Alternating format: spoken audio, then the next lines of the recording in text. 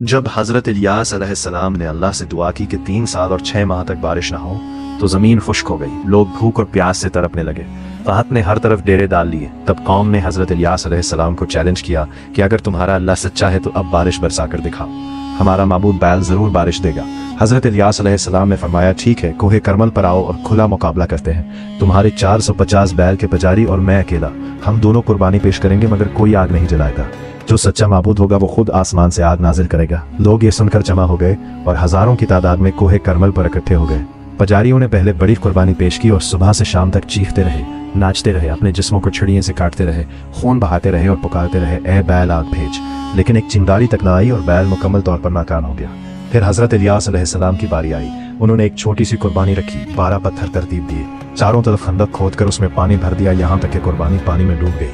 फिर अल्लाह से दुआ की कि ए अल्लाह, आज अपनी कुदरत दिखा दे। अचानक आसमान से बिजली कौंदी, जबरदस्त आग नाजिल हो गई और उसने कुर्बानी, लकड़ियों, पत्थरों, पानी, हत्ता के मट्टी तक को जलाकर राख कर दिया। लोग हैरत और खौफ से चीख उठे कि बेशक अल्लाह ही सच्चा रब है।